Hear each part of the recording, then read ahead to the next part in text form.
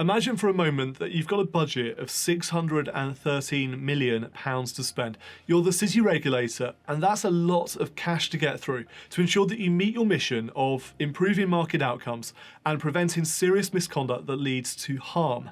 With a budget of that size to spend, you might be tempted to do, well, something. Doing something is what the Financial Conduct Authority, the FCA, appears to be doing today, with more details about their proposed consumer duty. Yes, another consultation paper of 243 pages telling us in a nutshell that the regulator will do better regulation in the future. Don't worry though, that £613.7 million annual budget this year is mere chicken feed compared to what it's going to cost to actually implement this consumer duty.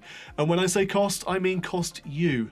Because the FCA, while it doesn't expect that £2.4 billion cost of implementation to be passed on directly to consumers, you're the ones ultimately paying for it. Before I have a little rant on this subject, what is the consumer duty when it's at home?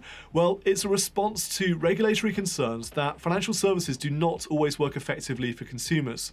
We know there are some bad eggs out there. I know it all too well as I'm on the receiving end of an invoice each year for our Financial Services Compensation Scheme, or FSCS levy. That's us paying to compensate the customers of those bad eggs that fail. In previous interventions, the FCA has witnessed practices by some financial services providers that cause consumer harm. These examples of poor practices include firms presenting information that exploits consumers' behavioural biases, selling products or services that are not fit for purpose, or providing poor customer support. By introducing this new consumer duty, the FCA hopes to change the mindset of regulated firms fundamentally. In its new consultation published this morning, the FCA follows up on initial proposals published earlier this year, and it sets out more detailed proposals for new rules designed to tackle the causes of harmful practices. Once introduced, the new consumer duty rules should raise the standards across the retail financial services sector by emphasising firms to get their products and services right first time. The new rules will mean financial services firms have to focus on supporting and empowering their customers to make good financial decisions, avoiding foreseeable harm at every stage of the customer journey. Once introduced, the new consumer duty rules mean firms will have to provide consumers with information they can understand and offer products and services that are fit for purpose, as well as providing helpful customer service. And I like this bit. The FCA will use assertive supervision and its new data-led approach to intervene quickly when it identifies practices that do not deliver for consumers. It does make you wonder, what were they doing before? As well as publishing a consultation for the new consumer duty, the FCA has also shared draft guidance, which is designed to help firms prepare for its introduction. So at least they're going to be telling firms what they expect from them under the terms of this new consumer duty. The consultation process runs until the 15th of February next year, 2022, with the FCA expecting to confirm any final rules by the end of next July. The consumer duty is then expected to come into force in April 2023. So plenty of time for the bad eggs to continue being bad eggs. Not that the threat of this new consumer duty will have any bearing on their behaviour. In this financial planner's humble opinion, it will mostly add another layer of rules and guidance for the good guys to follow, costing us and ultimately costing you and clients even more money. Sheldon Mills, Executive Director of Consumers and Competition at the FCA, said, "Making good financial decisions is vital to financial well-being and trust, but too often consumers are not given the information they need to make good decisions and are sold products or services that do not offer the benefits they might expect.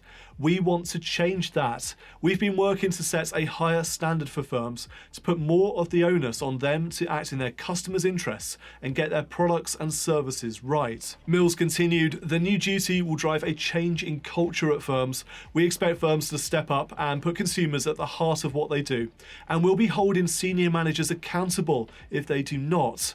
The duty will also help create an environment for healthy competition between firms, encouraging them to be innovative in developing products and services that meet consumers' needs." I think my mate Gareth Thompson said it best on Twitter this morning. The rules boiled down are, don't be a dick, prove you're not a dick. Simples.